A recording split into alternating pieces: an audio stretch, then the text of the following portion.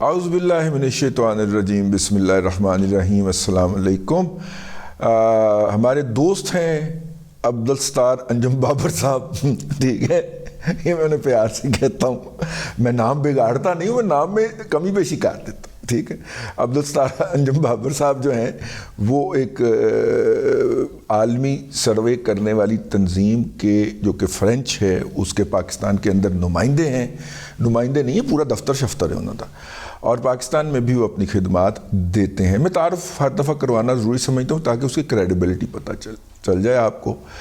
اگر آپ کو پتہ ہو تو پاکستان کے اندر ایک کارپوریٹ سیکٹر پایا جاتا ہے، صنعت کار پائے جاتے ہیں، ان صنعت کاروں نے اپنی پلاننگ کرنی ہوتی ہے کہ جناب مستقبل کے اندر کیا رجحان رہے گا معیشت کے اندر پیسہ آئے گا تو لوگ پیسے کمائیں گے، لوگ پیسے کمائیں گے تو ہماری چیزیں خرید لیں گے، تو ہمیں اپنی چیزیں کتنی بنانی ہیں کہ ہم ان لوگوں کی ضروریات کے اوپر پورا اتر سکیں۔ تو اس حوالے سے وہ جو کارپوریٹ سیکٹر ہے وہ ان سے سرویز خریدتا ہے، ان سے سرویز کرواتا ہے، یہ سروے کرتے ہیں اور سب کو کچھ پیسے لے کے، ظاہر ایک سروے کی قیمت جو ہے وہ ایک کمپنی تو برداشت نہیں کر سکتی نا، تو پھر ایک سروے ہوتا ہے جس کو ساری کمپنیاں جو ہیں وہ اپنے اس کے مطابق فائنانس کر لیتی ہیں۔ جیسے شیمپو بنانے والی کمپنی ہے تو اس کا جو میجر ٹارگٹ ہوتا ہے وہ خواتین ہوتی ہیں، تو وہ خواتین کے حوالے سے سروے کروا لیتے ہیں، تو ان کو خواتین والا پورشن چاہیے ہوتا ہے، وہ اس کے پیسے دے دیتے ہیں، ٹھیک ہے نا۔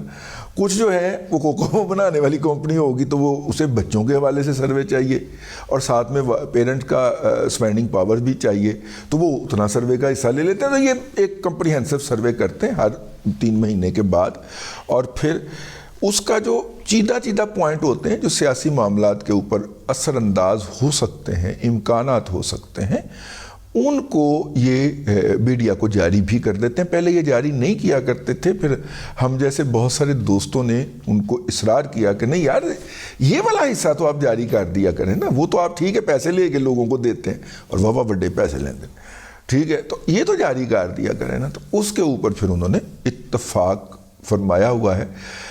طلعت صاحب نے ان کا انٹرویو کیا ہے، لیکن اور بڑی ڈیٹیل میں کیا ہے۔ اگر آپ نے ان کا ڈیٹیل سروے دیکھنا ہو حالیہ دنوں کا تو آپ طلعت صاحب کا ولاگ دیکھ سکتے ہیں، سید طلعت حسین صاحب کا۔ لیکن مجھے جو اس کے اندر بہت عجیب اور کہیں کہ دل کو باقاعدہ تسلی والی بات لگی وہ یہ تھی کہ پاکستان کے جو یوتھ ہے، اور یوتھ سے مراد ہے 18 سال سے لے کے 24 سال تک کے لوگ، ان میں سے 74% جو ہیں وہ پاکستان چھوڑ کے نہیں جانا چاہ رہے، اور وہ پاکستان کے ساتھ اپنا مستقبل منسلک کرتے ہیں۔ یہ بڑی پازیٹیو بات ہے، کیونکہ ہم جس ایکو چیمبر کے اندر رہتے ہیں یا جن لوگوں سے ملتے ہیں وہاں پہ یہی بات ہی سنائی دیتی ہے کہ فلانے دا منڈا آسٹریلیا پہنچ گیا ہے تو فلانے دا نیوزی لینڈ پہنچ گیا ہے تو بس پتر واپس نہیں آنا۔ یہ باتیں بڑی کثرت سے سنائی دیتی ہیں، ایسے لگتا ہے جیسے ساری دنیا پاکستان سے بھاگنے کی بات کر رہی ہے۔ تو 2/3 سے بھی زیادہ 74% لوگ جو ہیں وہ اسٹرکٹلی اس نوجوان جو ہیں وہ اس ملک میں رہنا چاہتے ہیں اور اپنے مستقبل کو اس ملک کے مستقبل کے ساتھ جوڑے ہوئے ہیں۔ اچھا، پاکستان کے اندر سب سے قابل اعتماد ادارہ جو ہے، اب میں نے آپ کو کہنا ہے کہ کسی نہ کسی کے مطلب کہ زندیق کے منہ سے بھی سچ نکل جاتا ہے، ٹھیک ہے نا، اور وہ سچ کس زندیق کے منہ سے نکلا وہ میں نے آپ کو بھی بتانا، لیکن میں آتا ہوں۔ اچھا، جیسے فوج کے اوپر کہ پاکستان کے کو بچا سکتی ہیں یا پاکستان کے لیے قابل اعتماد جو ہے، یا نوجوان کس کے اوپر اعتماد کرتے ہیں، اتنا پروپیگنڈا ہوا ہے فوج کے خلاف اور ہو رہا ہے، اور ہم جیسے بھی اس کے اوپر کڑتے ہیں کہ یار اپنا ایک ادارہ ہے، ہمارے ہی بچے اس میں کام کرتے ہیں اور آپ اس کو اتنی گالیاں دے رہے ہیں، اور تھوک کے حساب سے اندرون ملک اور بیرون ملک سے جو گالم گلوچ ہو رہی ہے اور جو کریکٹر اسیسینیشن ہو رہی ہے اور اس کے مختلف عہدے داروں کے بارے میں جو ٹرینڈ بنائے جاتے ہیں اور ان ٹرینڈ کے اندر بھرپور قسم کی گالیاں دی جاتی ہیں، اس کے باوجود بھی 2/3 سے زیادہ بچے جو ہیں وہ یہ سمجھتے ہیں کہ پاکستان کا مستقبل جو ہے وہ ان کے مرہون منت ہے، پاکستان کو وہ بچا سکتی ہیں، ٹھیک ہے۔ میرے لیے خود بڑی حیرت انگیز بات ہے، اس لیے تو میں یہ ولاگ کرنے بیٹھا ہوں کہ اتنے پروپیگنڈے کے باوجود، اتنا پرسپشن کریٹ کرنے کے باوجود یوتھ تو پہ گئی ہے۔ اچھا پھر اس سوال کا جواب مجھے خود ہی اندر سے ملا نا کہ اگر یار یوتھ اتنی پری ڈومیننٹلی ان کے بیانیے کے ساتھ ہوتی تو 9 مئی کو یہ ناکام ہوتے. 9 مئی کو تو یہ لے دے جا گئے تھے, لے دے جاتے نا. نہیں ہو سکا نا. 9 مئی کامیاب کیوں نہیں ہو سکا؟ دیکھیں دنیا کے اندر اگر کامیاب ہو جائے تو انقلاب ہوتا ہے, ناکام ہو جائے تو بغاوت ہوتا ہے, اور باغی کی سزا موت ہوتی ہے. دنیا کے ہر معاشرے کے اندر, دنیا کی تاریخ اٹھا کے دیکھ لیجئے, باغی کے لیے پھر اس معاشرے کے اندر, اس سوسائٹی کے اندر کوئی جگہ نہیں ہوتی. سر تن سے جدا پائن, ٹھیک ہے نا. تو میرا مطلب یہ ہے کہ اس دن اگر یہ تعداد میں پورے ہو جاتے اور اتنے پرسنٹ ہی ہوتے جتنے کے دائی یہ ہیں, جتنے کے یہ دعوے دار ہیں, اور سوشل میڈیا کے اوپر کوٹ کے ہمارے کانوں میں ڈالتے ہیں کہ جناب یوتھ سے ساری این بلاک. بھائی میں نے 1-2 پروگراموں میں اس بات کو چیلنج کیا. میں نے کہا یہ ہم کیسے فرض کر لیتے ہیں کہ ساری یوتھ نے این بلاک جو ہے وہ پی ٹی آئی کو ووٹ دینا ہے. تو یہاں پہ جناب کم ہی وہ تو 2/3 سے زیادہ یوتھ جو ہے وہ سمجھتی ہے. اور آپ یہ ذہن میں رکھیے کہ اس وقت پی ٹی آئی نے اپنا مین ٹارگٹ فوج کو قرار دیا ہوا ہے, اور ان کے لوگ جو ہیں نا وہ ہمیں آگے بڑے فخر سے بتاتے ہیں کہ آپ فوج کے اوپر تنقید کیا کرتے تھے نا, تو ہم دیکھیں ان کو کیسے چیلنج کر رہے ہیں. میں کہا ماما ہم تو ان کے سیاسی کردار کے اوپر ناقد تھے, اور اب بھی ہیں, ٹھیک ہے, کہ انہیں سیاست میں مداخلت نہیں کرنی چاہیے, لیکن ہم اس طرح ناقد نہیں ہیں. ہم تو کہتے ہیں کہ یہ بھائی یہ آپ کا کام نہیں ہے, آپ سے ہوتا نہیں ہے, اور کتنی دفعہ میں یہ ثابت ہوگا کہ آپ سے یہ کام نہیں ہو سکتا تو آپ نہ کریں, پیچھے ہٹ جائیں. یہ گندا کام ہے, سیاستدانوں کو کرنے دیں, ٹھیک ہے, وہ کر لیں گے, اس میں سے کوئی نہ کوئی نکال لیں گے, اوپر سے انہیں جوتے بھی ماریں گے سیاستدانوں کو, ٹھیک ہے, اور آپ تو سائیڈ پہ ہو جاتا. وہ گھس کے بیٹھے ہوئے بولدن چائنا شاپ. تو ہم اس بات کے ہیں ناقد, لیکن جو ان کا کردار ہے پاکستان کے حوالے سے, اس کے ساتھ تو کسی کو اختلاف نہیں ہو سکتا. ہاں پاکستان کے دشمنوں کو اختلاف ہو سکتا, ٹھیک ہے, پاکستان کی موجودہ جغرافیائی حدود کے اوپر اپنی پلید نظریں ڈالنے والوں کو اختلاف ہو سکتا ہے. کسی پاکستان سے پیار کرنے والے کو تو اختلاف نہیں ہو سکتا نا ان کی اس بات سے.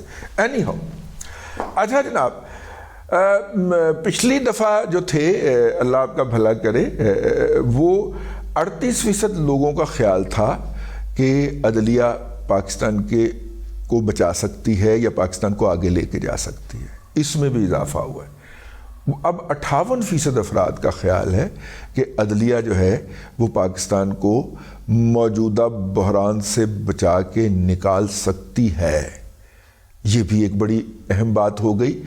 اچھا, لوگوں کا اعتماد فوج پہ بھی بڑھا. اچھا, پہلے فوج پہ لوگوں کا اعتماد جو تھا وہ 67 کے قریب تھا, 67-68 کے قریب, اب بڑھ کے 74% ہو گیا.